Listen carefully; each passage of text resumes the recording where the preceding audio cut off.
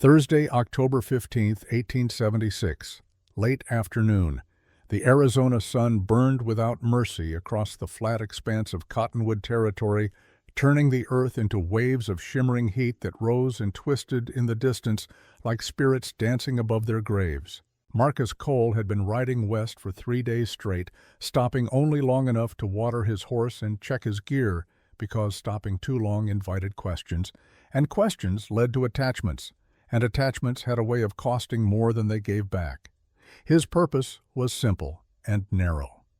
He carried supplies between 2 trading posts that preferred not to deal with towns, not to be known, and not to owe favors. He was paid to move quietly, arrive on time, and leave without stories following him. That was the kind of work that suited a man who had learned the hard way that the less people knew about you, the longer you stayed breathing.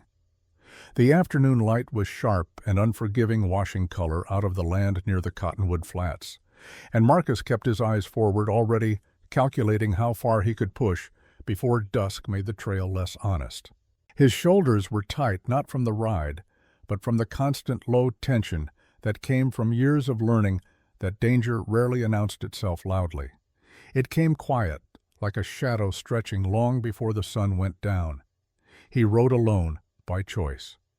Men who stayed alone long enough learned to hear things others missed, and to trust the weight of their own decisions without needing approval or permission from anyone else. 3 years ago he had been a different man. 3 years ago he had believed in brotherhood and loyalty, forged through shared danger in the idea that good men standing together could make the world a little less cruel. Then he had made a decision in the heat of battle, a split-second choice that seemed right in the moment, but turned out to be catastrophically wrong. 5 men under his command had trusted him to lead them through an ambush. Only Marcus had walked away. The memory of their faces, the way they had looked at him with confidence right before everything went to hell, still visited him in the quiet hours before dawn. So he rode alone now, kept his head down, took jobs that required no one's trust but his own. He noticed the movement before his mind shaped it into meaning. Something shifted near the brush ahead, too deliberate to be wind, too controlled to be an animal. His hand moved closer to the reins, and his posture adjusted, without conscious thought, the result of habits built through loss and narrow escapes he did not revisit unless forced. His heart rate lifted slightly, not into panic but into readiness. The horse beneath him sensed the change, and its ears swiveled forward, nostrils flaring to catch scent on the hot breeze. When the figures stepped into view, his first reaction was confusion, followed immediately by a tightening in his chest that had nothing to do with fear. 2 children stood in the open, small and still positioned, where the trail widened as if they had chosen the spot deliberately. They were Apache girls, twins by the look of their faces, about 8 or 9 years old, their frames thin but not fragile, their clothing worn down to function rather than dignity or decoration. Marcus slowed his horse to a halt and stayed mounted, his eyes scanning past them, first checking the line of trees to the left, the shallow draw to the right, the open ground behind where dust still hung in the air from their arrival. He did not see riders. He did not hear voices. That absence bothered him more than an ambush would have. At least an ambush made sense. Children did not stand like this, calm and purposeful in the middle of nowhere, unless they had learned not to run, learned not to show fear, learned that survival sometimes required walking straight toward danger instead of away from it. The girls did not step back when his horse shifted or when leather creaked under his weight. One of them watched his face, the other watched his hands. That detail lodged in his mind and stayed there. Someone had taught them what mattered, taught them how to read a man's intentions before he made them clear through action. Marcus spoke carefully, choosing a tone that would not frighten them or invite challenge. His voice came out rougher than he intended, scraped raw from 3 days of breathing dust and speaking to no one. "Where are your people?" The girl on the left pointed toward the low hills in the distance, her arm steady, her fingers straight and unwavering. The other remained silent, her attention fixed on the rifle strapped to his saddle, not with fascination, but with assessment. She was counting, checking to see if it was loaded, measuring distance and angle. These were not ordinary children. "Our home is there," the first girl said. Her English was clean and practiced the words coming easily despite the accent that marked her heritage. She did not add, "please." She did not explain why they were here or what they wanted. She stated a fact and waited as if the rest should be obvious to anyone with sense. Marcus felt a brief flare of irritation, not at the girls but at the situation forcing itself onto his path. He had not planned to be involved in anything that required judgment beyond whether to push on or make camp. His route was set, his schedule tight. Getting tangled up in someone else's trouble was exactly the kind of mistake he had sworn off 3 years ago. Still, he dismounted slowly, making sure they could see each movement clearly, aware that sudden actions carried weight when fear lived close to the surface. His boots hit the dirt with a solid thud that seemed too loud in the empty landscape. He studied them again, noticing details that made his stomach settle into a heavier place. The uneven braids tied with mismatched cloth that suggested no mother's careful hand in weeks. The shallow scrapes on their knees that had healed without proper cleaning. The way neither one looked to the other for permission before speaking, as if they had already discussed this moment in detail and knew their roles. These were not children waiting to be rescued. These were children managing a problem, executing a plan they had worked out between themselves with whatever limited tools they possessed. Marcus weighed his options quickly. Riding away would be easy. Following them would not be. But leaving 2 young girls alone in this stretch of land 20 miles from the nearest town meant carrying that knowledge forward into whatever came next. And Marcus had learned that some things followed you whether you wanted them to or not. Guilt had a way of riding alongside a man long after the moment of choice had passed. "Lead," he said. They turned immediately, as if the outcome had already been decided in their minds long before he arrived. They walked ahead with measured steps, not hurrying, not hesitating, moving with the kind of efficiency that came from necessity rather than instruction. Marcus followed at a careful distance, his eyes tracking the ground for prints, the brush for movement, the angles of approach from higher ground. His mind ran through possibilities with the cold efficiency of someone who had survived too many surprises. At a trap, a misunderstanding, a camp he did not belong near. Raiders using children as bait. Desperate people doing desperate things. But alongside those darker thoughts was another quieter one, pressing in despite his effort to ignore it. Someone had taught these girls to trust action over words, to approach a stranger with clear purpose, to stand their ground without flinching. That kind of teaching came from love, from a parent who understood that the world was cruel and wanted their children equipped to survive it. The camp revealed itself slowly as they crested a shallow rise. It was small, restrained, and deliberately plain. Low shelters set close to the earth, built from brush and hide and salvaged wood. A fire kept tight and controlled, producing minimal smoke. Tools laid out with clear intention, each one placed where it could be reached quickly. Nothing decorative, nothing wasted, nothing that would catch the eye of someone passing through at a distance. This was a place designed to avoid attention and endure pressure, the kind of camp built by people who understood they could not afford to be noticed. A woman rose from beside the fire when they approached. She was Apache, early 30s, her posture straight, despite whatever weight she carried on narrow shoulders. Her face showed lines that came from responsibility rather than age. She did not reach for a weapon, but Marcus noticed the rifle leaning against a post within arm's reach, its barrel worn but clean, the stock wrapped with leather where the wood had cracked. She did not smile. She acknowledged Marcus with a single nod and returned to the pot in her hands, continuing to stir something that did not appear to need stirring, her movements careful and controlled. The girl stepped to her sides, close enough to touch her arms, and Marcus felt the shape of the situation settle into place like puzzle pieces finally finding their proper arrangement. This was their mother, a widow by the look of her, though no one had said it yet. A woman holding a fragile perimeter together with routine and restraint, and the kind of stubborn will that refused to break even when breaking would be easier. Marcus stopped several steps away and removed his hat, not as a gesture of politeness exactly, but because covering his eyes felt wrong in a space this quiet, this heavy with unspoken calculation. He did not introduce himself. He did not explain why he was there. He waited. The woman did not speak either. Neither did he. The air between them filled with unspoken evaluation. She was judging whether he brought danger or time, whether his presence would make things worse or give her a few more days of breathing room. He was judging whether staying would cost him more than leaving, whether getting involved would pull him into the kind of mess that had no clean exits. Inside his chest, empathy pushed against caution. He did not like that feeling. It complicated clean decisions.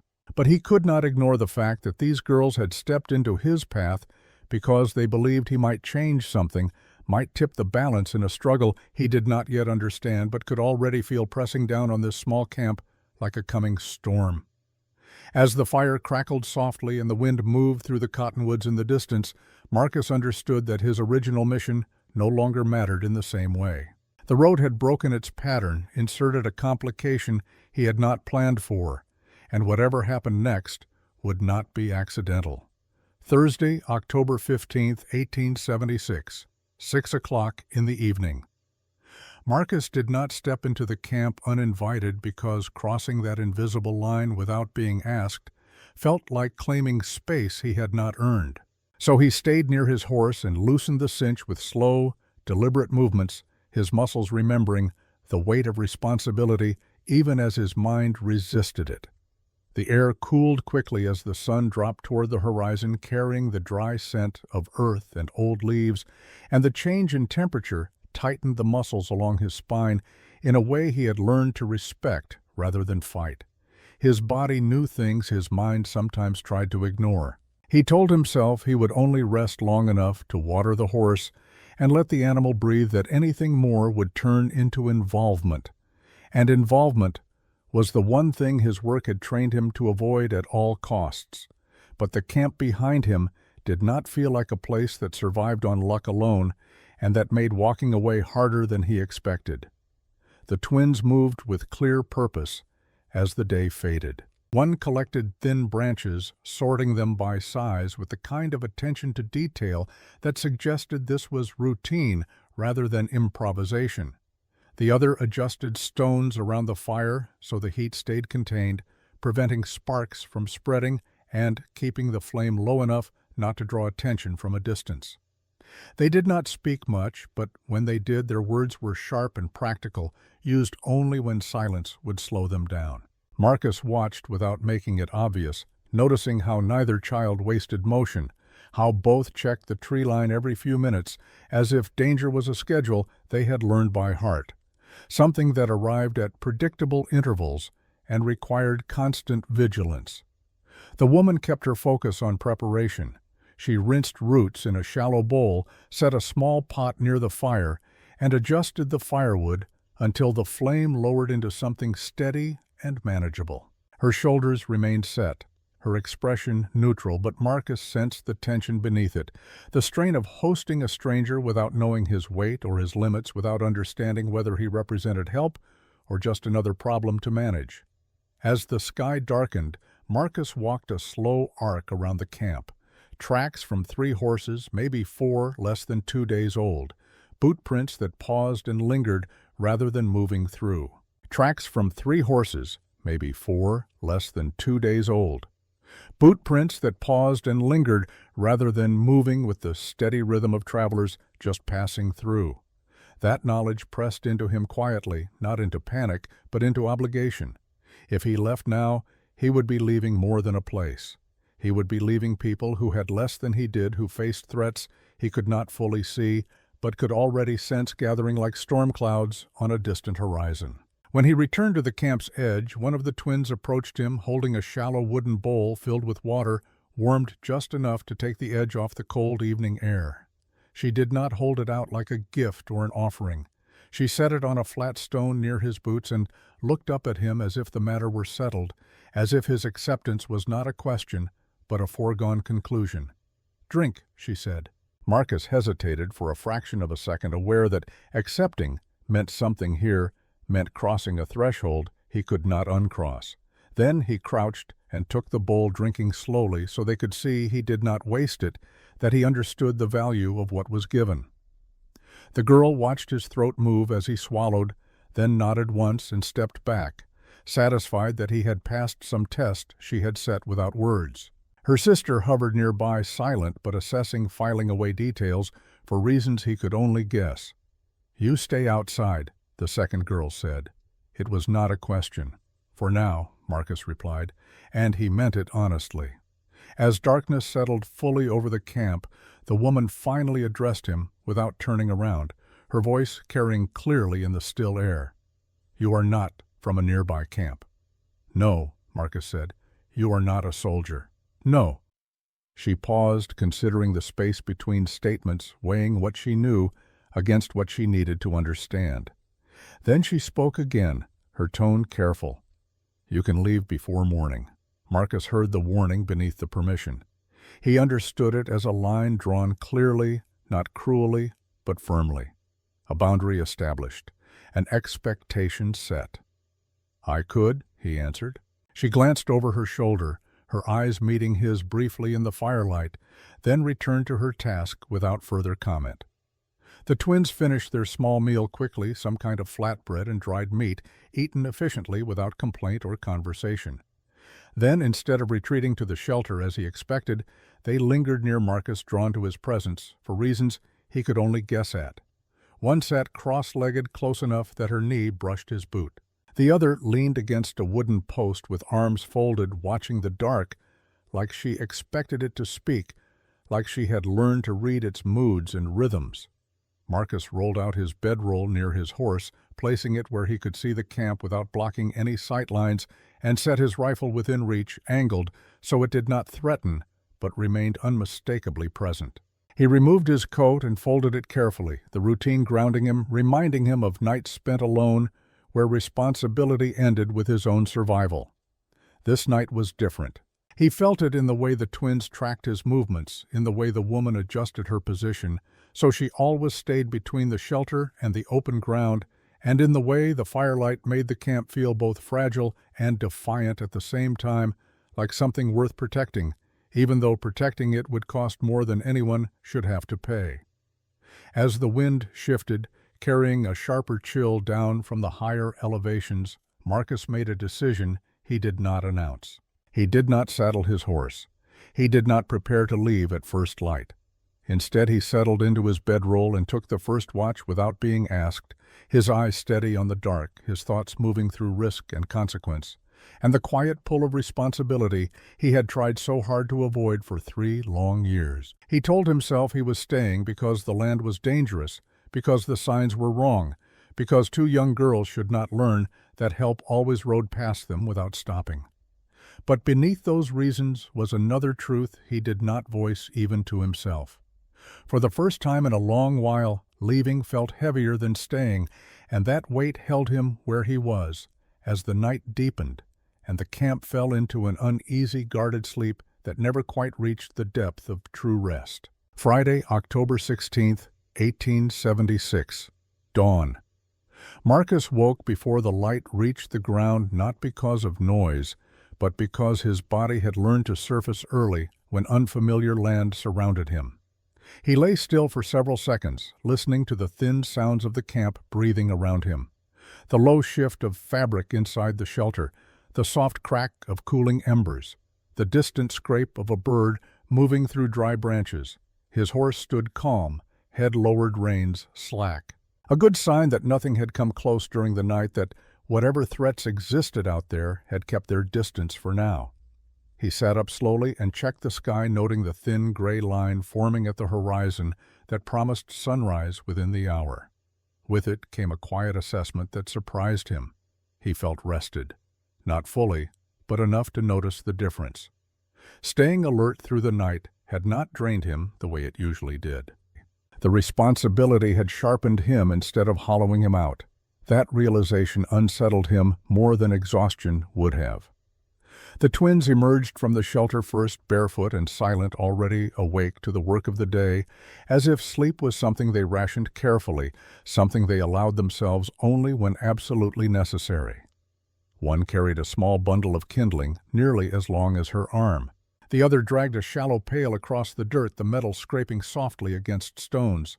They noticed Marcus immediately, not startled by his presence, but reassured by it, and he caught the quick exchange of looks between them, a private confirmation that he had not disappeared during the night, that the plan they had set in motion was still proceeding, according to whatever design they had worked out, in whispered conversations he had not been meant to hear. Marcus rose and stretched his shoulders once, working out the stiffness that came from sleeping on hard ground, then took the pail from the girl's hands without comment and filled it at the seep near the rocks, testing the water with his fingers before carrying it back.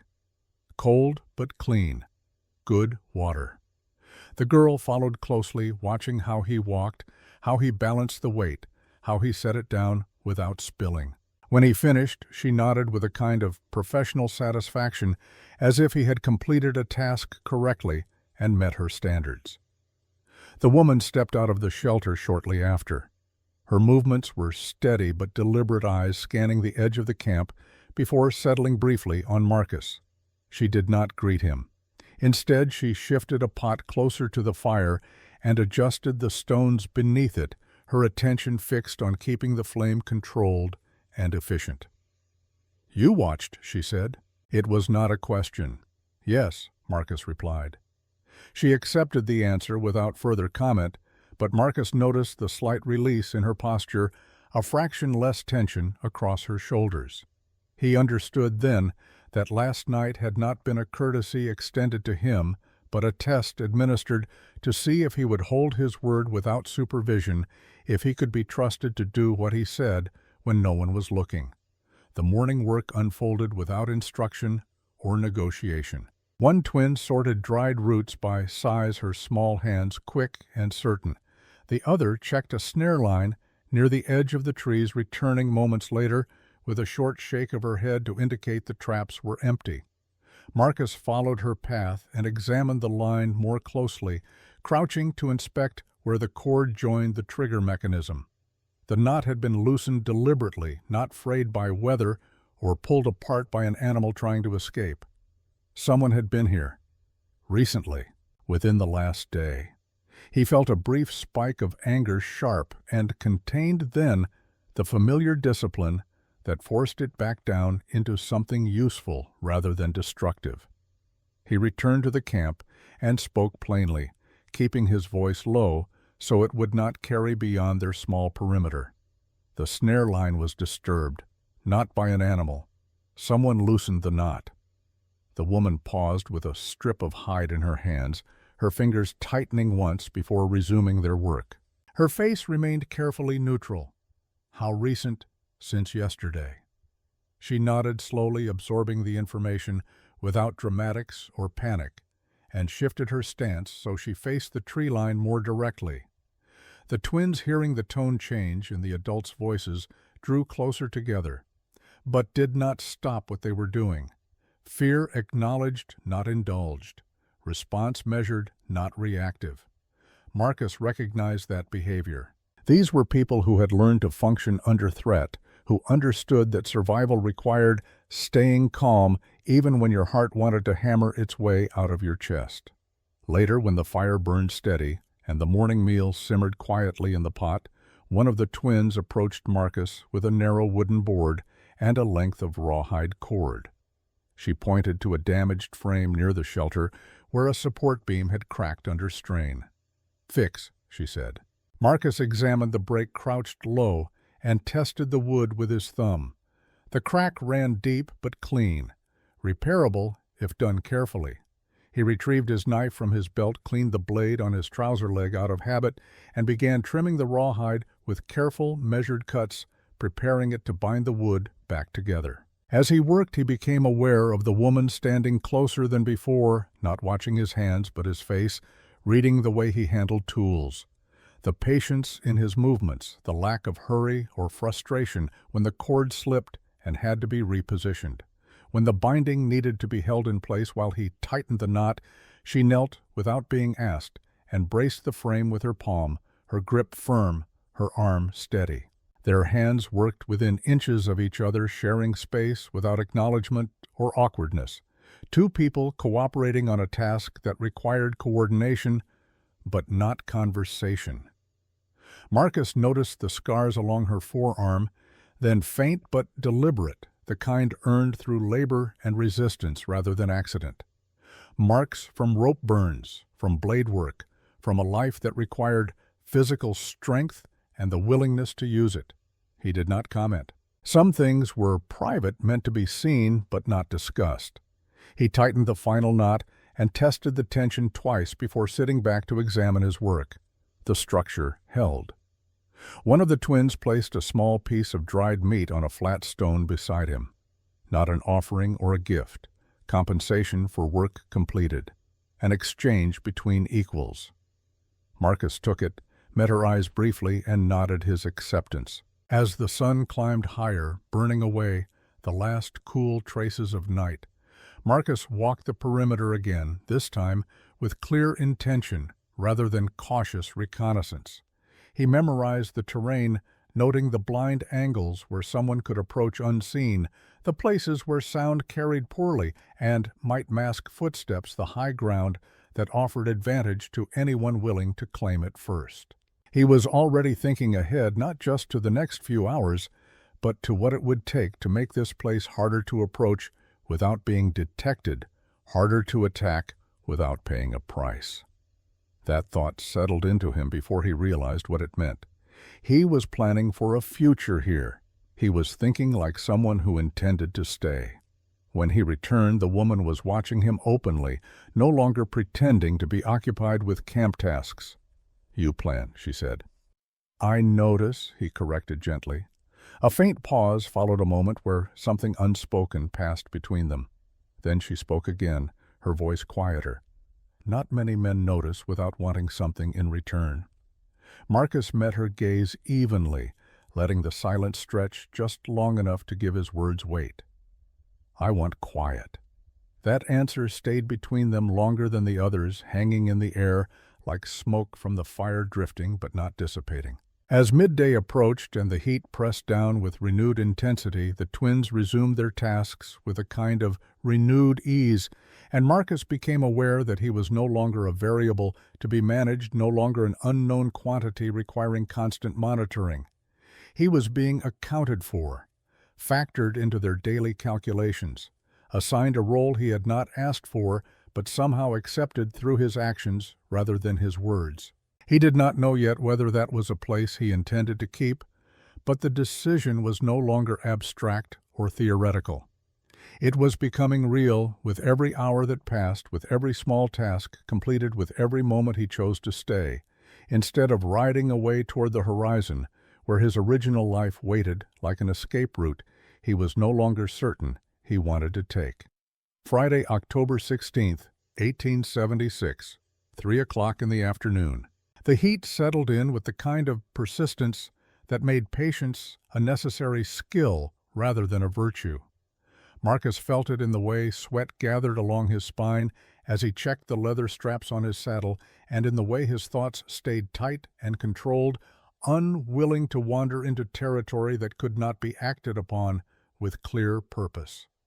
He had planned to leave by now, had told himself this morning that one night was enough, that he had done his part by watching over them through the dangerous hours. The fact that he was still here sat in his mind like an unanswered question, like a decision deferred rather than made.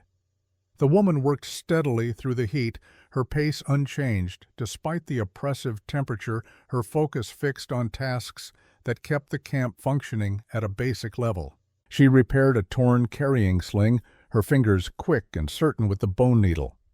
Then she reorganized a small stack of supplies, adjusting their placement with the kind of attention that suggested every object had a reason for where it rested. Survival had shaped her habits until they were precise instruments, sharp and effective.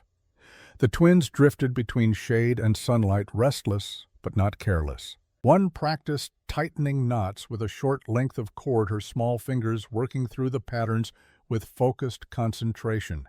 The other traced shapes in the dirt with a stick, glancing up frequently toward the surrounding land, as if checking for movement, for changes in the pattern of shadows, for anything that did not belong. They did not need to be told to stay alert. That awareness had been taught early and reinforced often through experiences Marcus could only imagine and did not want to dwell on too deeply.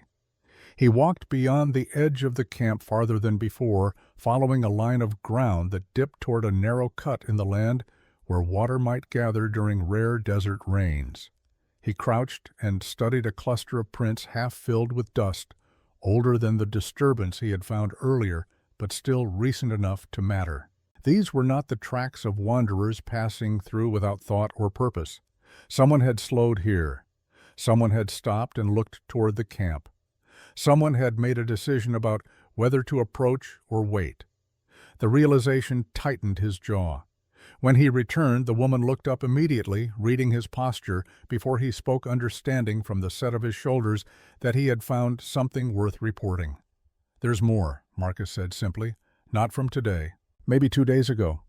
She set down what she was holding and stood facing him fully, the wind lifting loose strands of her dark hair across her cheek. "They come close," she said. It was not a question. "Yes?" She absorbed the answer with a controlled breath, her chest rising and falling once before she spoke again, her voice lower now, not for secrecy, but because saying it out loud made the danger more concrete, harder to dismiss as paranoia or imagination. "They came before you arrived." Marcus nodded once. The timeline mattered more than he had initially understood. He saw now why the girls had stepped onto the trail so deliberately, why they had positioned themselves where a traveler could not avoid seeing them. This had not been chance or desperation without plan. It had been a calculation made by children who knew the limits of waiting, who understood that time was running out and action was required even if that action carried its own risks. The woman turned away and reached for a pot near the fire, adjusting it. Though it did not need adjusting, her hands occupying themselves while something heavier moved beneath the surface of her careful composure. Marcus stayed still, giving her space without retreating from the conversation, letting her decide when to continue. "My husband did not die here," she said. The words landed with weight precisely because of how plainly they were delivered, without embellishment or plea for sympathy. Marcus did not interrupt. He understood that she needed to say this at her own pace, in her own way. He was taken with others. They said it was temporary. They said they would return him when the road was clear, when the danger had passed. She paused, her shoulders drawing tight for a moment before releasing. He did not return. Marcus felt a familiar pressure in his chest. Not grief of his own, but recognition of a pattern he had seen before in different forms. Promises framed as necessity. Absence justified by distance and circumstance. Words used to soften actions that could not be softened, only endured. He kept his voice steady, respectful of what she was sharing. How long ago? 2 winters. The twins had gone quiet without being told, without any visible signal from their mother. They stood near the shelter now, close enough to hear their bodies angled toward the woman, in a posture that suggested both support and protection, as if they understood their presence mattered, even if they could not change what had happened. Marcus noted the way they did not cling to her, did not interrupt or demand attention. They had learned that some truths needed room to breathe, needed to be spoken without interference. The woman finally faced him again, her dark eyes meeting his with a directness that refused to look away or soften what she was saying. "Since then we move when we must. We stay when we can. We survive." Marcus weighed his response carefully. Sympathy offered too easily could sound like pity, could diminish, rather than acknowledge what she had endured. He chose honesty instead, simple and direct. "This place is watched."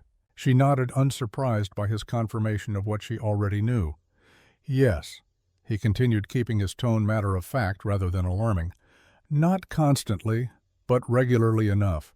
They're waiting for something, a moment of weakness, a mistake, an opportunity. Silence stretched between them, filled by the dry rasp of wind through the tall grass that grew in scattered patches around the camp's perimeter. Marcus felt the decision forming before he could name it clearly. Leaving now would not erase the knowledge he carried.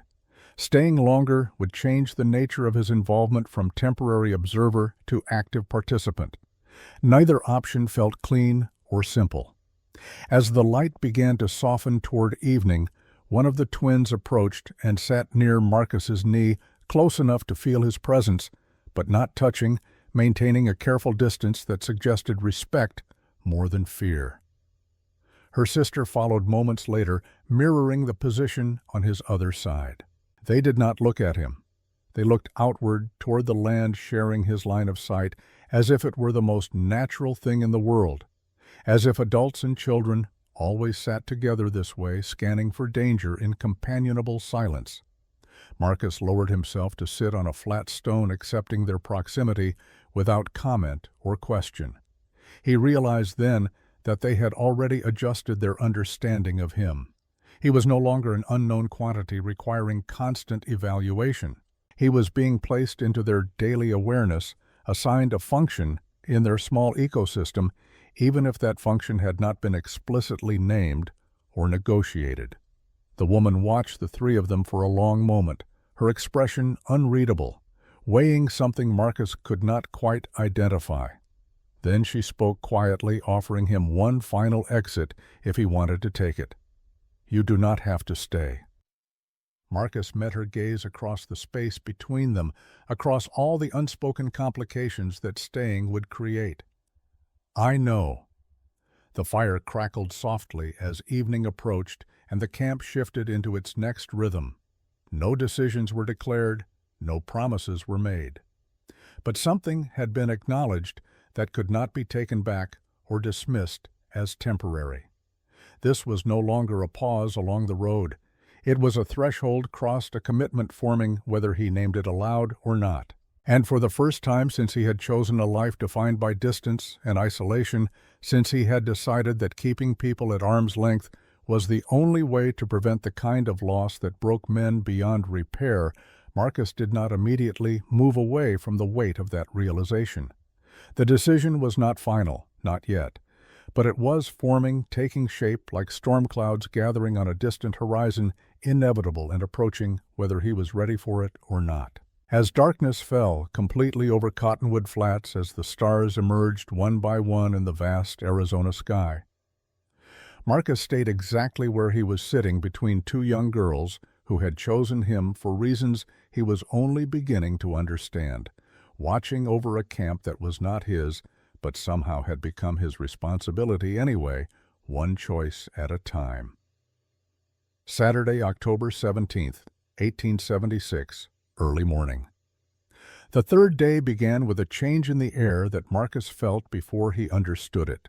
A subtle tension that made the land seem closer, as if the distance between things had narrowed overnight and the space for mistakes had grown smaller. He noticed it when he checked his horse and found the animal more restless than usual, ears turning toward sounds too faint to name, muscles twitching beneath the hide as if preparing for something the creature could sense but not see. Experience told him not to dismiss that feeling. It was often the first warning before everything went sideways. The twins were already active when he emerged from his bedroll, moving with an efficiency that came from habit rather than instruction. One carried a small wooden bucket, its handle bent from years of use and repair. The other dragged a coil of cord that had been mended so many times the original length was impossible to determine. They approached Marcus together and held out their tasks without preamble. The bucket, the cord. No explanation offered or needed. One lifted the bucket toward him and tilted her head slightly, indicating the shallow seep near the rocks where water collected in a natural depression. The other pointed to the cord and then toward the tree line where the snare traps ran. They did not explain. They did not ask permission or phrase their needs as requests. The expectation was implicit and structured, delivered with the clarity of people who had learned that Direct communication saved time and prevented misunderstanding. Marcus felt a brief, sharp awareness of what was happening. They were assigning him tasks. Not as a guest who might help if he chose, not as a temporary visitor doing them a favor, but as someone expected to carry part of the load to contribute to the collective work of survival. That realization brought a mix of resistance and something closer to respect. He could have refused, could have reminded them that he had never agreed to stay, never promised anything beyond one night of watching. But he did not. He filled the bucket first, testing the water with his fingers, as he had the day before, making sure it was clean before carrying it back to the camp. Then he took the cord and followed the snare line into the thin cover near the trees, moving quietly through the brush, checking each trap in sequence. He crouched at the damaged section and inspected it carefully, noting where the fibers had been cut clean rather than frayed by weather or torn by an animal struggling to escape. This had been done deliberately, with a blade likely to see how the camp would respond to test their awareness and reaction time. The thought tightened his jaw and settled cold in his stomach. As he worked to repair the line, retying it with a different knot than before, one that held tension without revealing itself easily, he became aware of the woman watching from a distance. She stood near the shelter, not interfering, not directing, simply observing what he did when responsibility was placed in front of him without ceremony or negotiation. When he finished and returned to camp, the twins examined his work closely. One tugged on the cord to test its strength, then nodded once in approval. The other crouched to inspect the ground around the trap, checking to see if he had disturbed too much earth or left obvious signs of repair, then stood and looked at him with clear satisfaction. No smile, no praise, just acceptance of work completed to their standards. Later, as the sun climbed higher and began its familiar assault on the desert landscape, Marcus noticed movement on the ridge to the north. 3 figures on horseback far enough away to blend into the land if someone did not know how to look, if someone had not spent years learning to spot threats at distance. He did not alert the camp immediately. Instead, he watched, counted the horses, tracked their movement, and waited until he was certain they were not drifting aimlessly, but moving with purpose and direction. When they paused and turned their mounts slightly toward the camp, when one of them produced what looked like field glasses and raised them to study the area below, Marcus felt the confirmation settle in his gut like a stone dropping into still water. He approached the woman quietly and spoke low, his voice carrying just far enough to reach her without broadcasting to the twins who were occupied with gathering firewood several yards away. 3 men watching from the ridge, north side. She did not react outwardly. Her breathing changed deeper and more controlled, but her face remained carefully neutral. Years of practice in hiding fear, in maintaining composure when everything inside wanted to run or fight. "How many?" she asked. 3 visible. Could be more beyond the ridge line. "Not close yet." "No, but they're not trying to hide either. They want to be seen." The twins sensed the shift in atmosphere before any order was given, before any visible signal passed between the adults. They moved nearer to the shelter, positioning themselves without being told, their movements quick but not frantic, efficient rather than panicked. Marcus noted that they did not ask questions. They had learned when questions wasted precious time, when action mattered more than understanding, when trust in the adults meant following direction without debate. He adjusted his rifle and moved to a position where he could be seen clearly from the ridge, standing in the open long enough to register as a deliberate presence rather than a shadow or trick of light. He did not raise the weapon. He did not make threatening gestures. He simply let it be visible, let his posture speak the message clearly. This camp is not undefended. This camp has someone watching. This camp will cost you if you come closer. The figures on the ridge hesitated. Marcus could not see their faces at this distance, could not read their expressions or hear their conversation, but he could see the change in their body language, the way they leaned toward each other in consultation, the way their horses shifted as reins were pulled. He held his ground, counting slow breaths, aware of his pulse, but not ruled by it. He thought briefly of leaving, of how simple it would be to mount his horse and ride away before this situation escalated into something he could not control. Let the land swallow whatever followed. Let these people handle their own problems. But the idea felt hollow, now disconnected from the reality of two young girls who had placed their trust in him, disconnected from the woman who had shared her story, even though sharing cost her something, disconnected from the camp that had somehow become his responsibility through a series of small choices that added up to something larger than their individual parts. After several long minutes that felt like hours, the riders turned away, their interest apparently satisfied or redirected, and disappeared into the uneven folds of the land beyond the ridge. Marcus did not move until he was certain they were gone, until the dust had settled and the birds had resumed their normal patterns of flight and call. Only then did he lower his guard and return to where the woman stood with both girls now pressed close against her sides. One of the twins stepped forward and placed a small tool into his hand, a worn stone scraper smoothed by years of use, the kind of implement passed down through generations because it worked and worked well. The gesture stopped him cold. He understood then that this was not gratitude exactly. It was trust. It was acceptance. It was the girls telling him in the only way they knew how that they believed he would stay, that they were investing in him as part of their small constellation of survival. The woman watched the exchange and spoke quietly, her voice carrying a question she needed answered honestly. "They believe you will stay." Marcus looked down at the tool in his palm, feeling its weight, feeling the responsibility it represented. He looked back at her and chose his words carefully. "I am still here." She nodded once, accepting the truth as it was without pressing for more, without demanding promises he might not be able to keep. As the afternoon wore on and the heat pressed down with renewed intensity, Marcus realized that the children's simple logic had already shifted the shape of his role. By giving him work, by placing tools in his hands, the twins had woven him into their survival. He was no longer visitor, but participant. And as he sat near the fire later that evening, adjusting the stone scraper and thinking through the camp's weak points and possible defenses, he understood that this was exactly what they had intended all along. Saturday, October 17th, 1876, 10 o'clock in the morning. Marcus spent the late morning hours conducting a more thorough survey of the land surrounding the camp, moving in widening circles, reading the terrain with the practiced eye of someone who had survived by understanding ground better than the men trying to kill him. He found the cave entrance almost by accident, a narrow opening partially concealed by brush and fallen rock about a quarter-mile from the camp.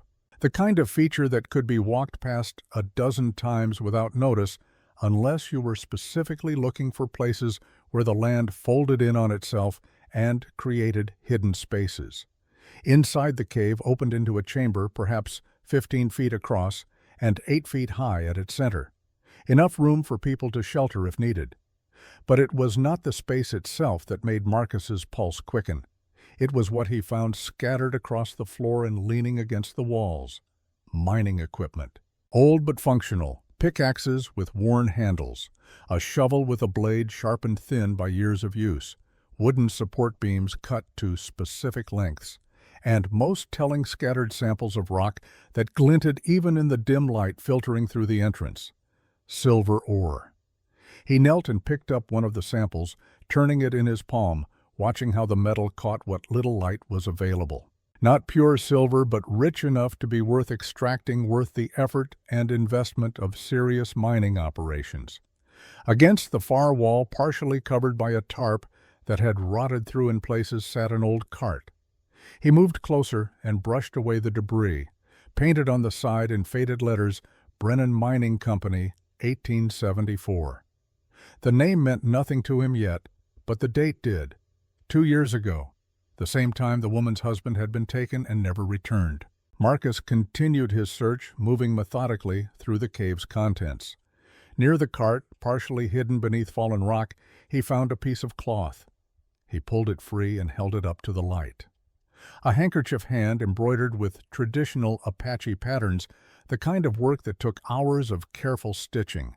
And beneath where the cloth had been darkening the stone, he saw the unmistakable stain of old blood.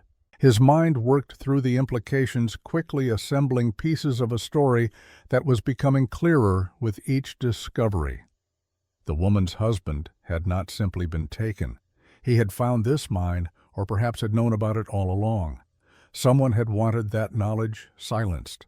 Someone had wanted him gone so they could claim this land and everything beneath it.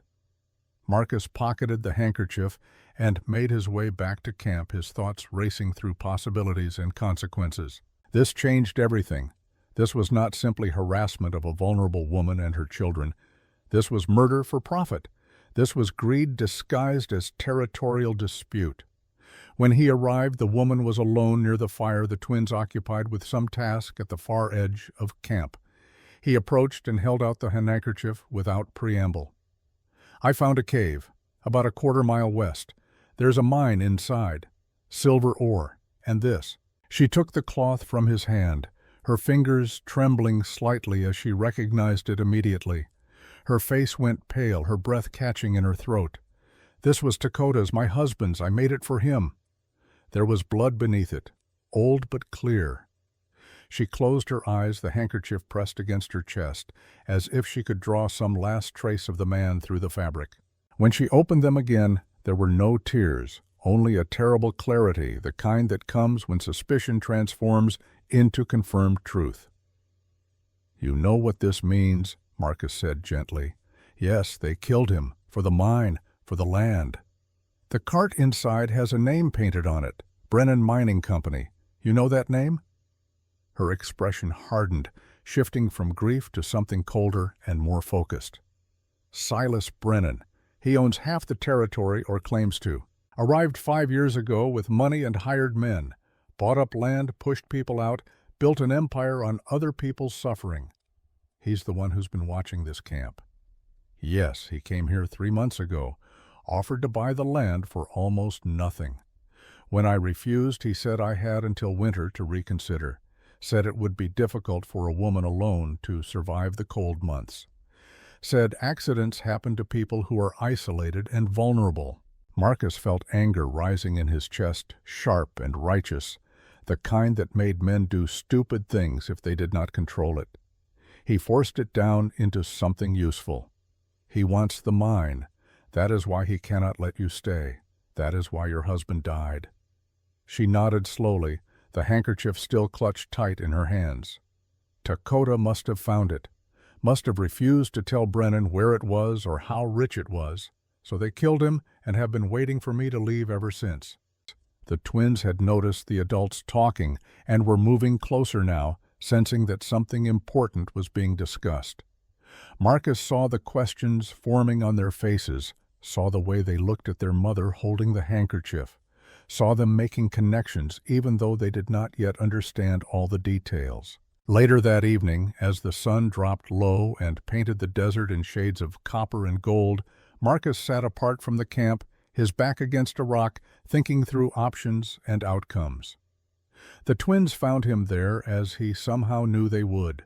They sat on either side without asking permission, simply settling into place as if they had done this 100 times before. For a long while, none of them spoke. They watched the light fade and the shadows lengthen, watched the first stars appear in the darkening sky. Finally, the more talkative twin, the one he had started thinking of as the planner, spoke. "You found something today, something that made Mother sad." Marcus considered lying, considered softening the truth, but these children had lived through enough to deserve honesty. "I found where your father died. I found proof that he was killed, not taken." The girl absorbed this without crying, without any visible change in her expression. Her sister, the quieter one, reached across and took her hand. "We knew," the quiet one said softly. "We knew he was not coming back, but Mother hoped. She needed to hope." "Hope is not foolish," Marcus said. "Hope keeps people alive when nothing else will." "Will you help us?" the planner asked. "Will you help Mother keep the land? Keep us safe?" Marcus looked at her, at the fierce determination in such a young face, at the intelligence and calculation working behind those dark eyes. "What makes you think I can help? Because you stayed. Because you did not ride past when we stood in the road. Because you are good." The simplicity of her logic cut through all his complicated reasoning, all his careful defenses. He had stayed, he had made that choice. And that choice had already defined him in their eyes, had already committed him to a path whether he acknowledged it fully or not. "Your father," he said slowly. "Do you remember him?" "Yes," the quiet twin said.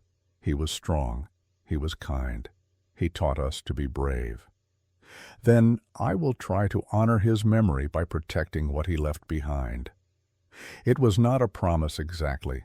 It was something more careful, more conditional. But to these children who had learned to parse meaning from silence and gesture, as much as words it was enough. They sat together as darkness fell completely, three people bound by circumstance and choice, by tragedy and hope, watching over a camp that held secrets worth killing for and defending. Sunday, October 18th, 1876. 8 o'clock in the morning. The decision to ride to Fort Apache had been made in the quiet hours before dawn, when Marcus lay awake turning options over in his mind, like stones being examined for hidden flaws. Staying at the camp and waiting for Brennan to make his move was a losing strategy. They needed allies. They needed witnesses. They needed the weight of law on their side, or at least the appearance of it. He presented the plan to the woman over morning coffee, such as it was a bitter brew made from roots and chicory that substituted poorly for the real thing, but provided warmth and ritual if nothing else. "We need to go to Fort Apache, file a land claim, officially get it registered with the territorial office. And we need to talk to the marshal, show him what I found, make this a legal matter instead of a personal dispute." She considered this, her dark eyes measuring risks and benefits with the careful calculation of someone who had learned that every choice carried consequences. "Apache woman going to white man's law. They will not take my side. They will take mine, and they will take evidence. The ore samples the handkerchief, the cart with Brennan's name. That tells a story even prejudiced men cannot ignore completely. And if Brennan learns we have left the camp undefended, we all go. We do not give him the opportunity." One of the twins, who had been listening from nearby while pretending to work on some small task, spoke up. "Leave our home, but this is Mother's land." Marcus crouched to her level, meeting her eyes directly. "Land is not as important as lives. We can come back. We can defend it better once we have the law's recognition. But if something happens to you or your sister or your mother, the land means nothing." The girl considered this with the seriousness of someone much older weighing his logic against her instincts. Finally she nodded. "We will go, but we will come back." "Yes," Marcus agreed. "We will come back." They prepared quickly, taking only what was essential: food for 2 days, water skins filled to capacity, weapons and ammunition, the evidence from the mine wrapped carefully in canvas. They scattered the fire and covered signs of habitation as best they could in the limited time available, making the camp look abandoned rather than temporarily vacant. The ride to Fort Apache took 4 hours, moving at a pace that would not exhaust the horses, but covered ground efficiently. Marcus led, scanning constantly for movement or signs of pursuit. The woman rode behind him, with both girls sharing her mount, their small arms wrapped around her waist. During a brief rest to water the animals, one of the twins surprised Marcus by asking, "When will you ask Mother to marry you?" He choked on the water he had been drinking, coughing and sputtering, while the woman tried unsuccessfully to hide a smile. "You cannot just ask questions like that," he managed. "Why not?" "You will say yes or no. Better to know." Her sister added helpfully, "You should say yes. We need a father. Mother needs a husband. You need a family." Marcus looked at the woman who had given up trying to hide her amusement and was now openly laughing, the sound surprising and beautiful in its rarity. "Your daughters are terrifying," he said. "They are honest," she corrected. "There is a difference." "Is there? Because right now it feels very similar." But beneath the humor, Beneath the embarrassment, something had shifted. The question had been asked, however, inappropriately, and now it existed between them as more than unspoken possibility. It was a thing that would need to be addressed, acknowledged, decided upon. They reached Fort Apache as the sun reached its zenith, the small collection of buildings shimmering in the midday heat. It was more outpost than town, a handful of structures clustered around a central square built to serve the military fort proper, and the sparse civilian population that supported it.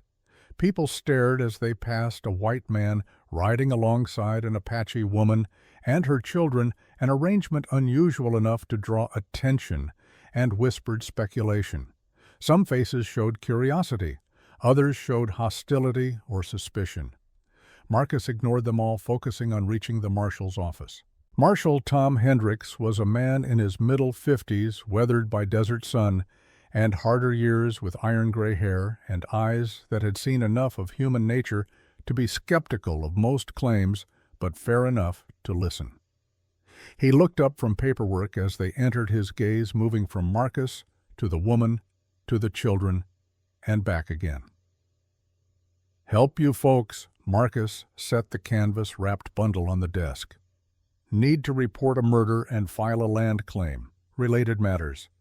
Hendricks raised an eyebrow. "That is quite an opening. You had better have something substantial to back it up." Marcus unwrapped the evidence piece by piece. The ore samples with their unmistakable silver content, the handkerchief with its Apache patterns and dark stains, the photograph he had managed to capture of the cart with Brennan's name clearly visible. This woman's husband, Dakota, disappeared 2 years ago, taken by men who claimed it was temporary, who said they would return him once some unspecified danger had passed. He never came back. I found these yesterday in a mine on her land. That is his handkerchief. That is his blood. That cart belongs to Silas Brennan." Hendricks leaned forward, studying the items with increasing interest. He picked up the handkerchief carefully, examined the staining, set it down, and reached for the ore sample. "Brennan, I have suspected that man of various crimes for 2 years, but never had enough evidence to move against him. He is careful, wealthy, has lawyers and influence." "Now you have evidence," Marcus said flatly. "I have a handkerchief with old blood that could be anyone's ore samples that prove a mine exists, but not who has rights to it, and a photograph of a cart. This is not nothing, but it is not enough to arrest a man of Brennan's standing." The woman spoke for the first time since entering the office, her voice quiet but firm. "What must we do? Wait until he kills us, as he killed my husband." Hendricks sighed, and in that sound was frustration with a system that protected the powerful more than the vulnerable, with laws that required standards of proof that poor people could rarely meet. "No. What you need to do is establish legal claim to the land before Brennan can contest it. If you have registered ownership, he cannot force you off without revealing his motives, and that might give us leverage to investigate further to pressure him into making a mistake." "How do we register the claim?" Marcus asked. 2 witnesses, filing fee of $50, and clear description of the boundaries.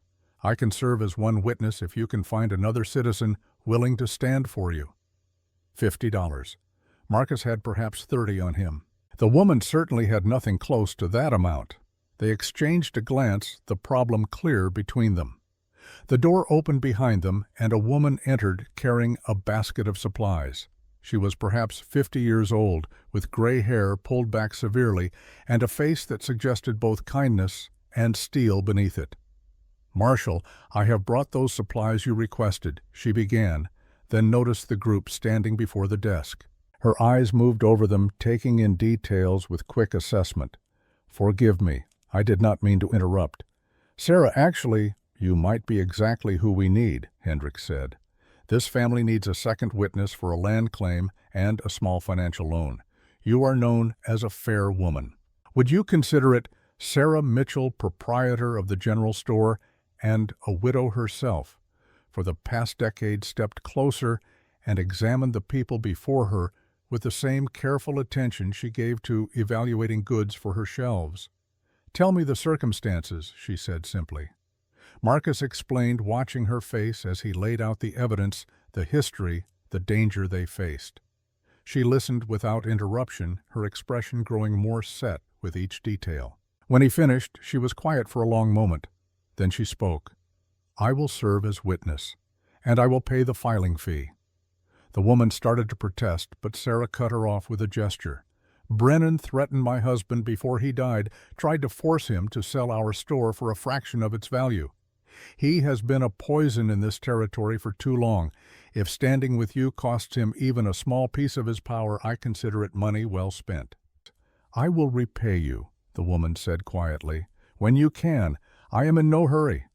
Brennan, however, should be in a hurry to reconsider his actions before more people decide to stand against him.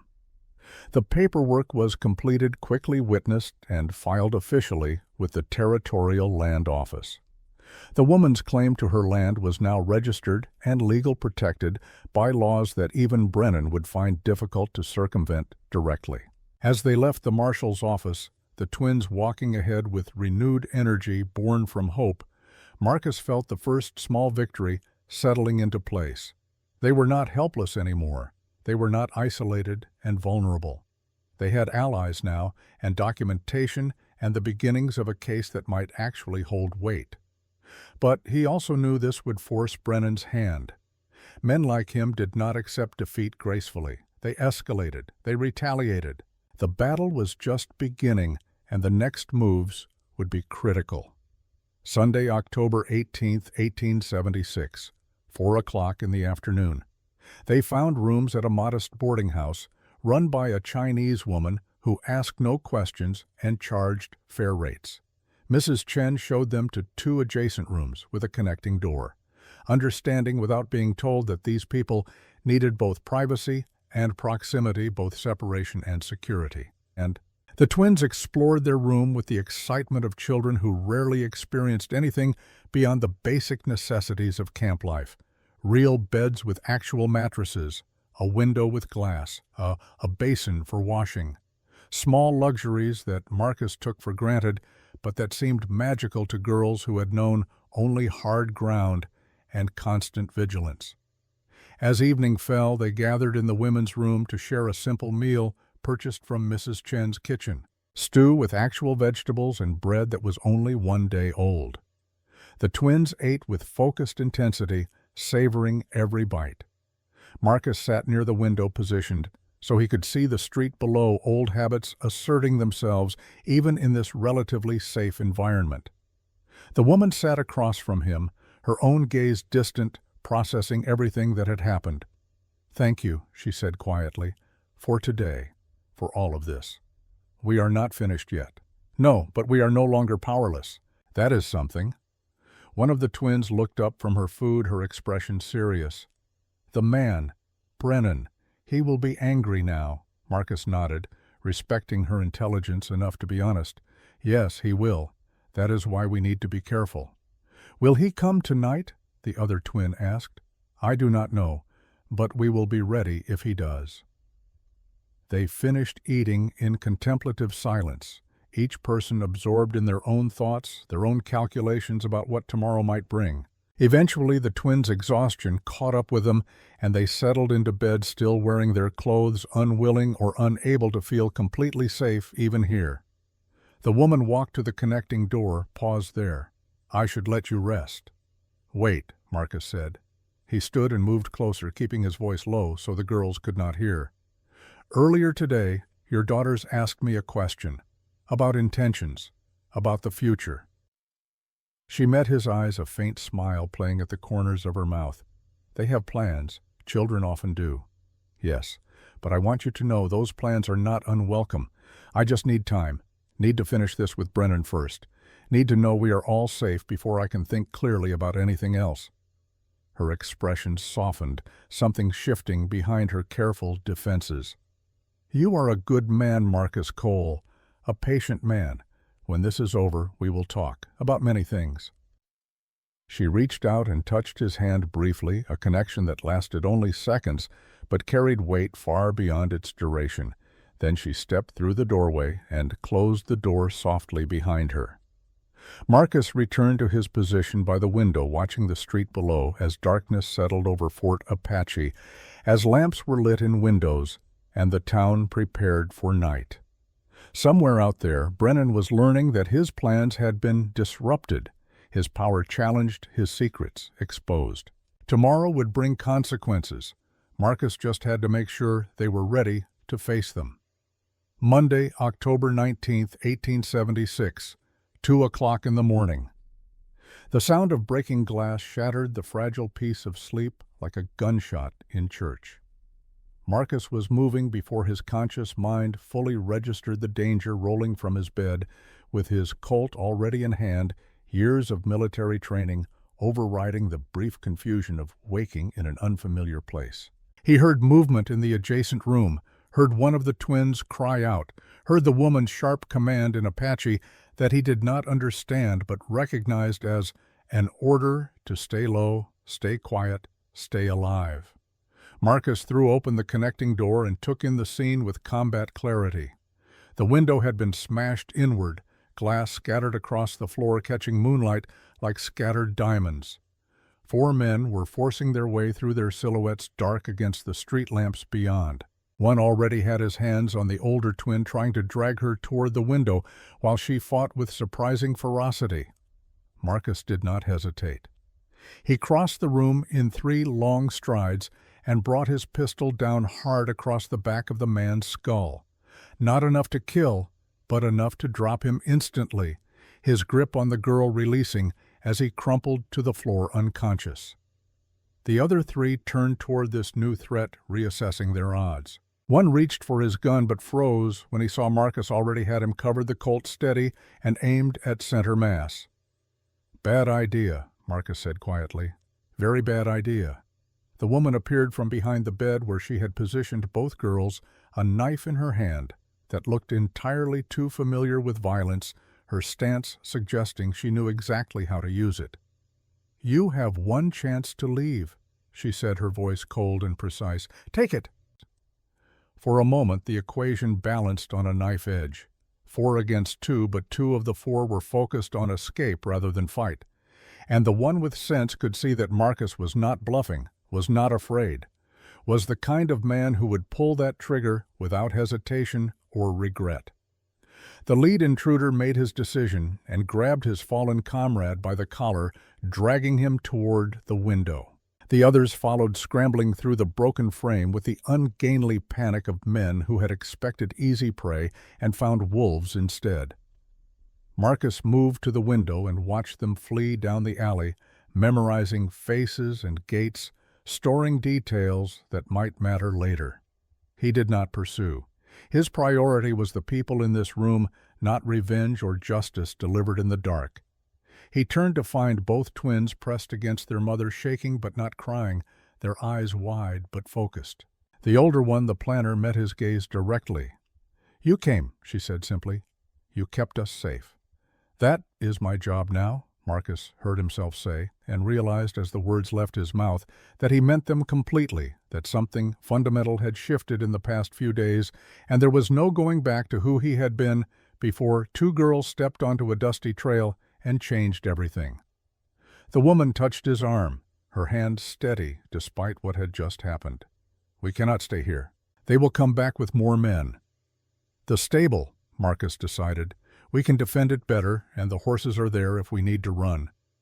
They gathered their few belongings, quickly moving with practiced efficiency born from lives spent always ready to flee. Mrs. Chen appeared in the hallway, her face creased with concern and anger, already sweeping up the glass with the pragmatic acceptance of someone who had seen trouble before. "No charge for room," she said firmly. "You go. Be safe."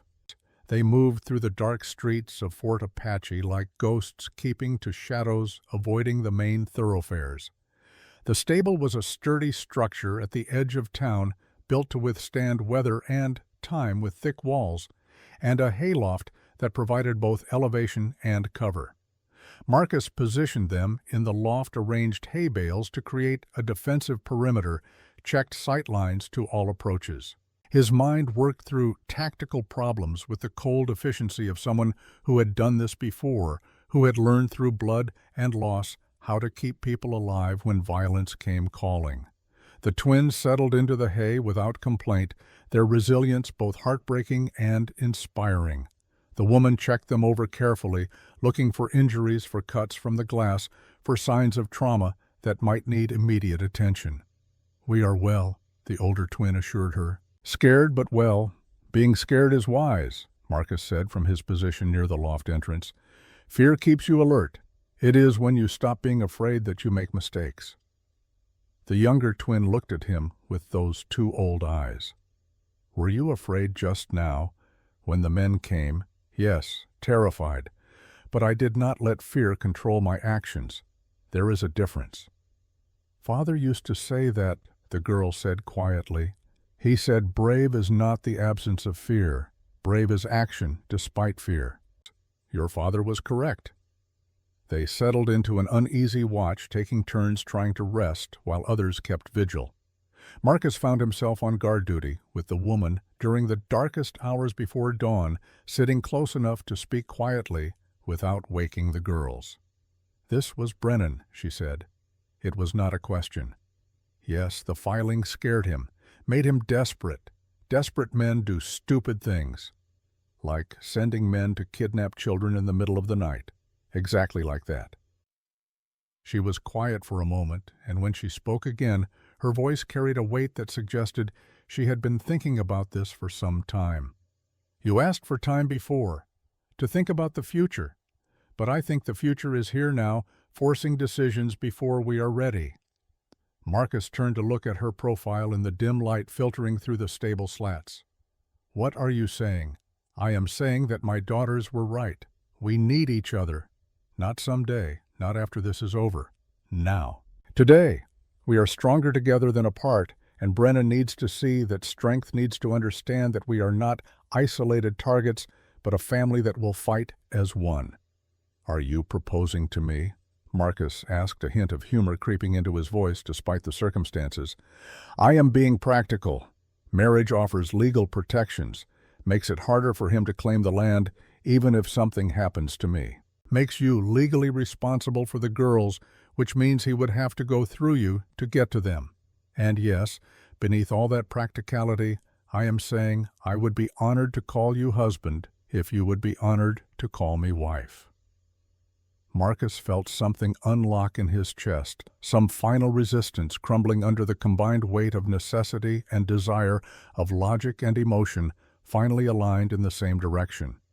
Then yes. "When the sun rises, we find the Reverend and we make it official. Not perfect, not romantic, but real and legal and binding." She reached across the space between them and took his hand, her fingers interlacing with his, and they sat that way in the darkness, two people who had found each other through chaos and choice, making silent promises that would soon be spoken aloud.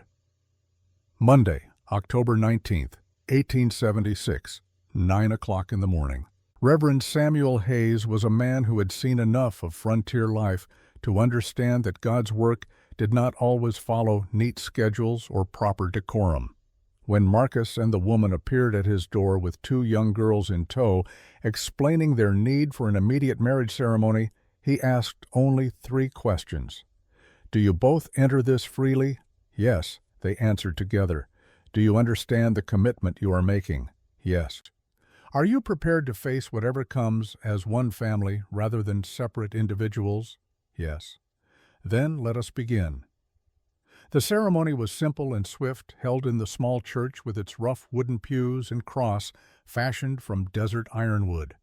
Sarah Mitchell served as witness along with Marshall Hendricks, who had been summoned and arrived with his hat in his hands and a solemn expression that suggested he understood the gravity beneath the haste. Hayes spoke the traditional words with quiet dignity, adapting them slightly to honor the woman's Apache heritage, weaving in references to earth and sky, to the bond between people who choose to walk the same path through whatever landscape life presents. "Do you, Marcus Cole, take this woman as your wife to stand beside her in all things to protect and honor her as equal partner in this life?" "I do." "But do you, Ayanna, take this man as your husband to stand beside him in all things, to share burdens and joys as equal partner in this life? I do. The rings were simple bands of silver that Sarah had provided from her store, refusing payment, insisting they were a gift and would not be debated. Marcus slid the ring onto Ayanna's finger with hands that trembled slightly, not from fear, but from the magnitude of what this moment meant, what it changed, what it promised. When Hayes pronounced them married and gave permission for the sealing kiss, Marcus leaned forward and touched his lips to Ayanna's with a tenderness that carried all the words he did not know how to say. She returned it with equal gentleness, and for just a moment the danger and urgency fell away, and there was only this connection, this choice, this beginning. The twins erupted in subdued celebration, hugging each other, and then launching themselves at Marcus and Ayanna, wrapping arms around both adults and squeezing tight. "We have a father now," the older one said with fierce satisfaction. "A real father." "And I have daughters," Marcus replied, his voice rough with emotion. He had not expected to feel this strongly. "Real daughters." After the ceremony, as they stood outside the church in the morning sunlight, Hendricks approached with news written clearly across his weathered face. "Brennan knows. About the marriage, about the land claim, about all of it. One of his men was drinking at the saloon last night, talking too loud about a job that went wrong. I had him brought in for questioning." "And," Marcus prompted, "and he confirmed what we suspected. Brennan ordered the abduction attempt. Wanted leverage against you, thought he could force you to abandon the land claim if he held one of the girls. The man claims he did not know it would turn violent, that they were just supposed to grab and run." "That is still kidnapping," Ayanna said coldly. "Still a crime." "It is, and I have the man in custody. But here is the thing." Hendricks looked troubled. "Brennan is not going to take this lying down. He is gathering men. My deputy saw them meeting at his ranch this morning. At least 8 riders, maybe more. They are preparing for something."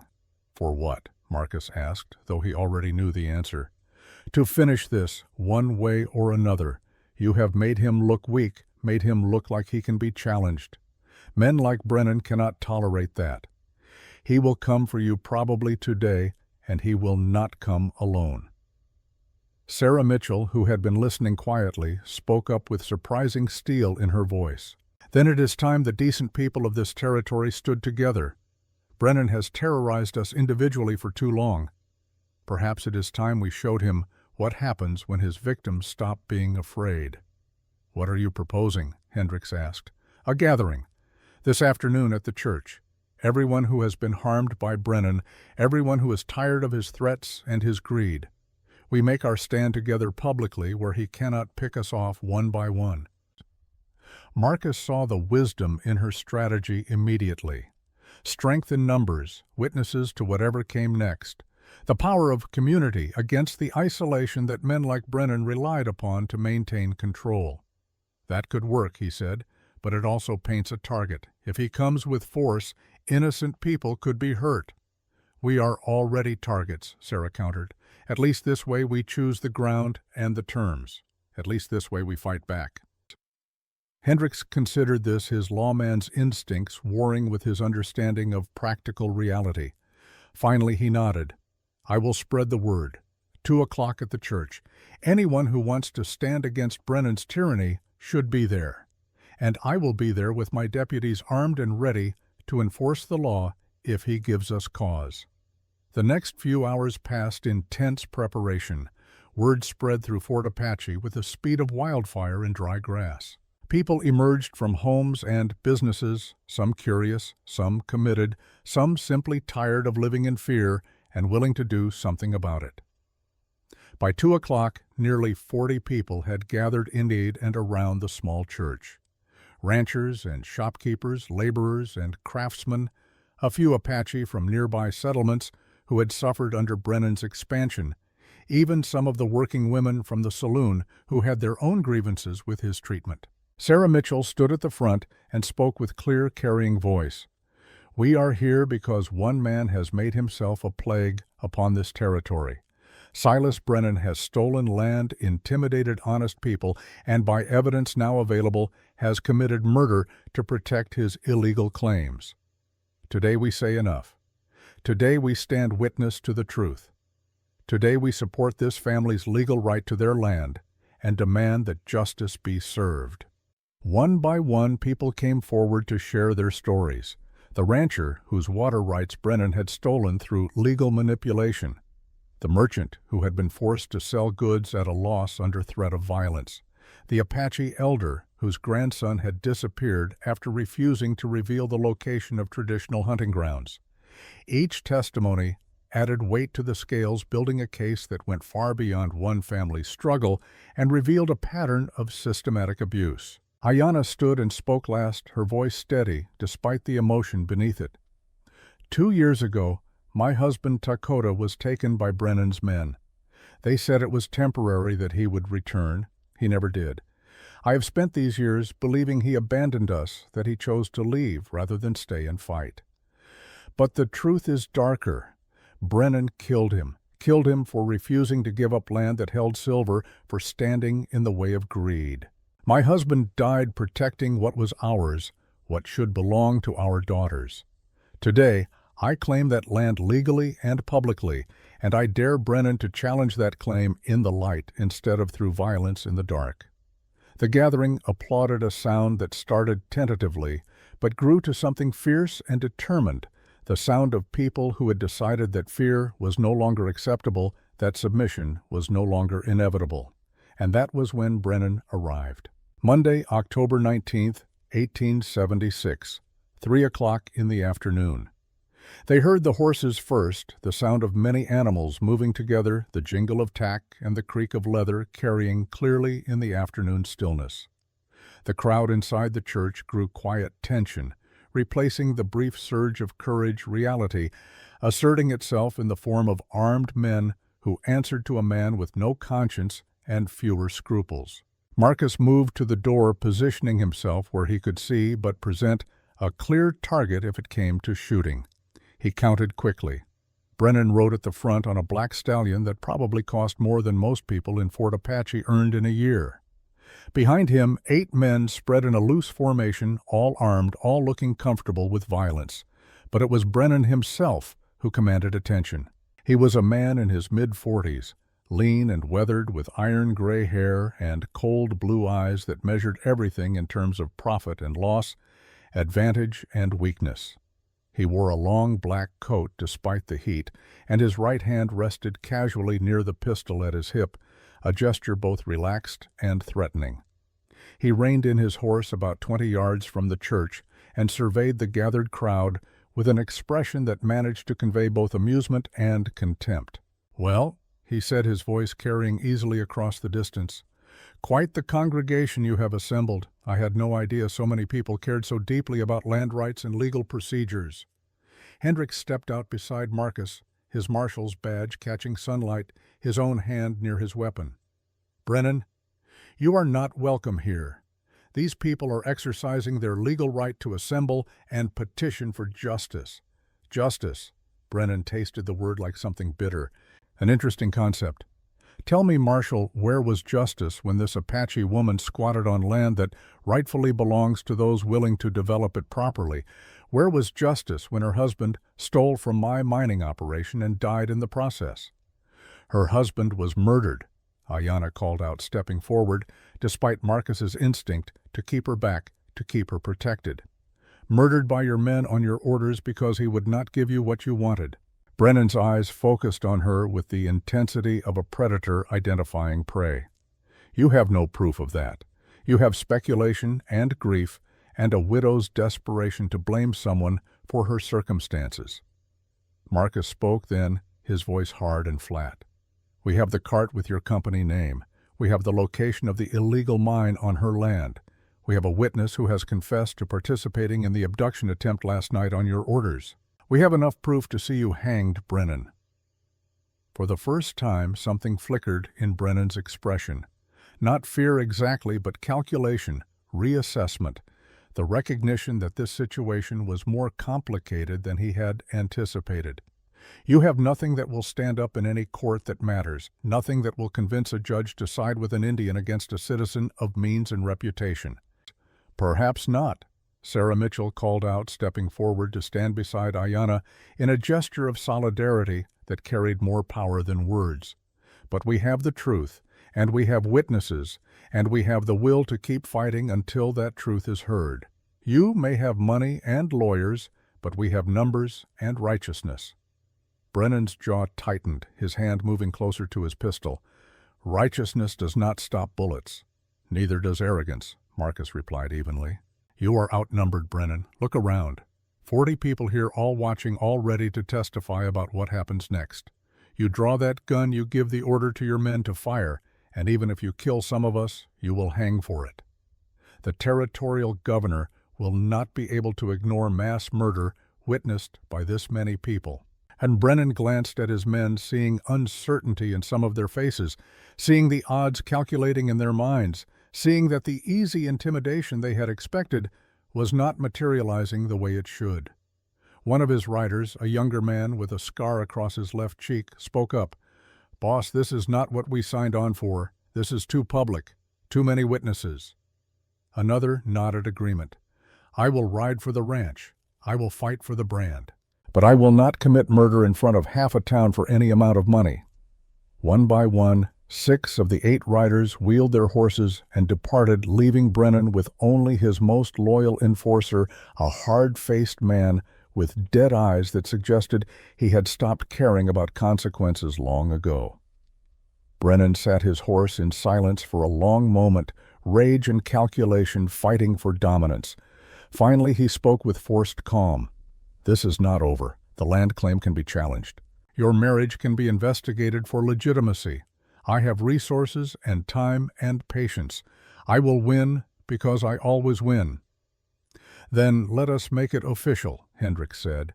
If you believe you have legal standing, challenge the claim in territorial court. File your objections through proper channels. Stop hiding behind threats and hired thugs and face this in the light of law. Brennan's smile was cold and sharp. Oh, I will. And when I have exhausted every legal avenue and still find myself opposed by naive fools who do not understand how the world truly works, then we will revisit this conversation under different circumstances. He turned his horse and departed, his remaining man following the threat, hanging in the air long after the sound of hoofbeats faded into distance. The crowd exhaled collectively, tension releasing like a drawn bowstring finally allowed to rest. But Marcus felt no relief. This was not victory. This was postponement, escalation delayed, but not prevented. Hendricks seemed to share his concern. He will be back. Maybe not today, maybe not tomorrow, but he will be back. Men like that do not accept defeat. Then we will be ready, Marcus said, and next time we make sure it ends permanently and legally. Tuesday, October 20th, 1876. Morning. The night passed without incident, but without rest.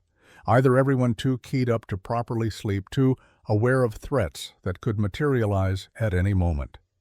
When dawn finally broke, Marcus found himself exhausted but clear-headed, his mind already working through next steps and necessary preparations. Hendricks arrived at the boarding house where they had returned after the confrontation, bringing news that changed the complexion of everything. Brennan fled, left his ranch sometime in the night with his last remaining man. My deputies found the place abandoned, except for a few hands who claimed ignorance of everything. They are searching now for evidence of crimes, and they found something interesting in his office. What? Marcus asked. Records. Detailed records of every illegal transaction, every bribe paid, every threat made. The man was meticulous to the point of self-incrimination. He documented everything probably as leverage against people who might turn on him. But those documents are now evidence that will put him away for decades if we can catch him. Ayanna absorbed this news with careful neutrality. So he runs, and we wait for him to be caught, always wondering if today is the day he returns for revenge. Not necessarily, Hendricks replied. With the evidence we have, the territorial government has issued a warrant for his arrest. Every lawman from here to California will be watching for him, and with his resources frozen pending investigation, he has lost his primary weapon. He is just another fugitive now, and fugitives rarely last long in this territory. It was not complete closure, but it was more than they had dared hope for days ago. The immediate threat had been neutralized. The land claim was secure, and they had allies who would continue fighting on their behalf. Over the next several days, they remained in Fort Apache, giving statements to territorial investigators, providing testimony that would build the case against Brennan whenever he was eventually captured. The twins adapted to town life with surprising ease, discovering the novelty of school and other children and structures that did not require constant vigilance. But Marcus could see the longing in Ayanna's eyes, the way she looked toward the horizon, where their land waited, where her husband's memory still lived in the earth and stones. On the 5th day, he made the decision. "We go home, tomorrow. We have done what we needed to do here. Now we build the life we fought for." The twins whooped with joy at the news, their excitement infectious and pure. Ayanna simply nodded, but her eyes showed relief and gratitude, the sense that something essential was finally being returned to her after being held hostage by circumstance and fear. Saturday, October 24th, 1876, afternoon. The ride back to Cottonwood Flats felt different than the journey away had felt. Then they had been fleeing toward uncertain protection. Now they were returning as a family legally recognized with documentation and allies and the weight of law backing their claim. The camp appeared untouched exactly as they had left it, the scatter pattern they had created still intact, no signs of intrusion or tampering. But instead of simply resuming their old patterns, Marcus had other plans. "We build something permanent," he announced. "A real house. Something that can withstand weather and time, and declares to anyone who sees it that we are not temporary, not squatters, but owners who intend to stay." Over the next weeks, with help from Cale, who arrived unexpectedly from his northern settlement, bringing skills and knowledge and family connection that enriched everything, they began construction. A modest cabin of wood and stone built into the natural protection of the hillside, designed for defense, but also for comfort for living rather than merely surviving. The twins thrived in ways that broke Marcus's heart with their beauty. The older one, no longer needing to be the constant strategist, began to show signs of the child she had not been allowed to be, laughing more freely, playing instead of planning. The younger one, relieved of constant vigilance, discovered a talent for drawing and would spend hours sketching the landscape, capturing the desert's harsh beauty with surprising skill. Ayanna blossomed as well, the weight of solitary responsibility lifting, allowing her to be more than just protector and provider. She sang sometimes while working traditional songs that carried across the open land, and Marcus would stop whatever he was doing just to listen, to absorb the sound of contentment that had been absent for so long. They fell into rhythms of partnership that felt natural and earned. Marcus handled the heavy construction and hunting. Ayanna managed the garden they planted and the preservation of food for winter.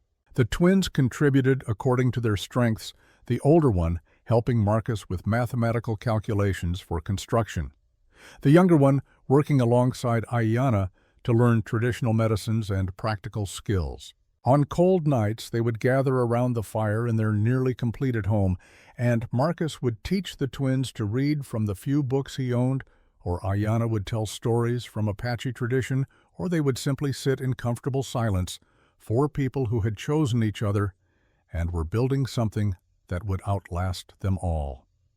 April 1877, 6 months later. Spring arrived with sudden fierceness, transforming the desert almost overnight, from brown endurance to green explosion. The garden flourished carefully, tended by Ayanna and the girls. The cabin stood complete, and solid smoke rising from its chimney each morning, announcing occupation and permanence to anyone who cared to notice.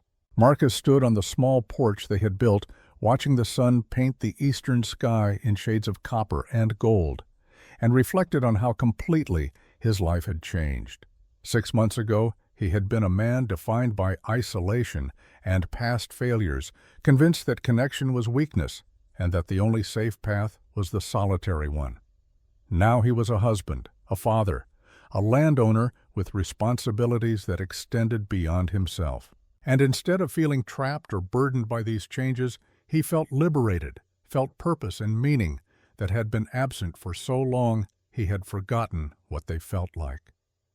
Ayanna emerged from the house, moving to stand beside him, her hand finding his with the easy familiarity of people who had learned each other's geography through attention and care. "I have news," she said quietly, and something in her voice made him turn to look at her fully. She guided his hand to rest on her belly, still flat, but holding a secret that would soon become visible to the world. "We will have another child, by autumn." Marcus felt his breath catch, felt joy and terror and wonder, all tangled together into something too large for words. He pulled her close, holding her with a gentleness that acknowledged fragility without denying strength. "Are you happy?" he asked, needing to hear it spoken. "More than I ever thought possible again. You have given me back my life, Marcus. You have given my daughters a future. This child will be born into something we built together, will never know the fear and uncertainty that defined their sister's early years." From inside the house, they heard the twins arguing good-naturedly about something trivial, their voices carrying the comfortable discord of siblings who knew they were safe enough to disagree, secure enough to fight, without fear of real consequences. Keel appeared from around the side of the house, carrying wood for the day's work.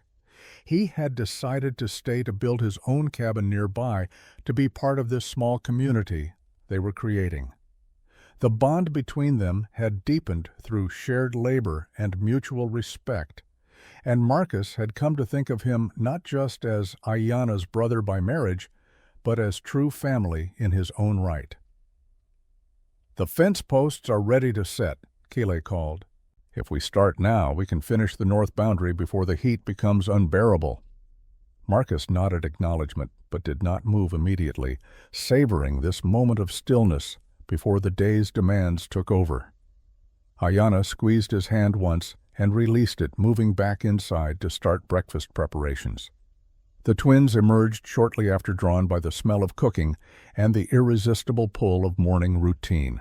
The older one, who Marcus had learned to call Kaya, came to stand beside him, mimicking his posture in the unconscious way children absorb the mannerisms of adults they admire. "What are you thinking about?" she asked. "About how much can change in a short time, about how choices we make in moments become the foundation of years. Do you regret it, stopping when we asked you to?" Marcus looked down at her serious face, at the intelligence and strength that would serve her well in whatever life she chose to build. "Not for one single second. You and your sister saved me as much as I saved you, maybe more." She smiled, a rare, full expression of joy that transformed her face into something luminous. "We chose well then, both of us." The younger twin, Najoni, joined them on the porch, carrying a cup of coffee she had prepared for Marcus with the careful precision she brought to everything. He accepted it with thanks, struck as always by how naturally these girls had folded him into their lives, how seamlessly they had adjusted from loss to new beginning. As the sun climbed higher and the day's work called them all away from reflection and into action, Marcus took one last moment to look across the land they now owned legally and defended successfully across the garden, taking root, and the structures rising from stone and timber across the visible evidence of everything they had built together from chaos and choice. In the distance, he could see Sarah Mitchell's wagon approaching her weekly visit to bring supplies and news from Fort Apache. Behind her, two more families followed, people who had been inspired by their stand against Brennan and had decided to settle nearby to build their own futures in the shadow of their example. A community was forming here, drawn by the simple power of people who refused to be victims, who stood together when standing alone meant defeat. It was not the life Marcus had planned. It was infinitely better. He went inside, where Ayanna was dishing out breakfast, where Kaya was setting the table with focused attention to symmetry. where Nijoni was sneaking scraps to the dog they had acquired from a traveler passing through. Normal morning chaos, ordinary family rhythms, the kind of simple domestic scene he had never imagined for himself. And yet here it was, real and earned, and his to protect and nurture and build upon for however many years the future granted them. Epilogue, 4 decades later. The old man sat on the porch of the substantial house that had grown from that original cabin, watching the sunset paint familiar patterns across land that had become as known to him as his own face in the mirror. His hair was white now, his movements slower, but his eyes remained sharp and his mind clear. Kaya had become a teacher running a small school in Fort Apache that served both white and Apache children, breaking down barriers through education and stubborn insistence that all children deserved knowledge regardless of heritage. She visited monthly, bringing her own children, filling the house with noise and laughter that made the years fall away. Nijoni had surprised everyone by pursuing medicine, apprenticing first with the tribal healers and then studying with white doctors, synthesizing both traditions into something powerful and effective. She practiced in the growing town, respected by all communities, her clinic always busy with people who trusted her skill more than they feared difference. The children from that pregnancy in 1877 had grown into fine adults themselves, carrying forward the lessons their parents had taught through example rather than lecture. Work hard, stand together, choose courage over fear, build something worth defending, and then defend it without apology. Ayanna emerged from the house, moving more carefully than she once had, but still vital, still present in ways that made every day feel like gift rather than obligation. She settled into the chair beside his, her hand finding his with the automatic ease of 40 years of practice. "What are you thinking about?" She asked the same question Kaya had posed so long ago on a different morning in a different life. About the day 2 girls stepped onto a trail and changed everything. About how close I came to riding past, to staying isolated and alone, to missing all of this. But you did not ride past, you stopped, you chose. We all chose. That is what made it work. Not one person's decision, but many small choices that added up to something larger than any of us alone. In the distance, they could see the lights of Fort Apache, grown from outpost to proper town. Over the decades, could see the fences and fields of neighboring ranches, could see the visible evidence of community and prosperity and peace built on foundations of courage and sacrifice. Somewhere out there, Brennan had died years ago in a prison cell. His empire dissolved, his crimes punished, his threat neutralized by the simple power of people who refused to be terrorized. The news of his death had brought no satisfaction, just quiet acknowledgement that justice, however delayed, had finally been served. Marcus reached across and took Ayanna's hand, feeling the familiar texture of her palm, the strength still present despite time's inevitable softening. "No regrets?" he asked. "Not one. You, only that I did not find you sooner, that we did not have even more years together. We have had enough, more than enough. We built something that will outlast us, that will continue through our children and their children. That is more than most people can say." As darkness settled completely, and the first stars emerged in the vast Arizona sky, as the desert cooled and the night sounds began their familiar chorus, Marcus understood with absolute clarity that every choice, every risk, every moment of courage or fear or doubt had led to this moment, to this life, to this family. And it had been worth it. Every single second had been worth it. The end.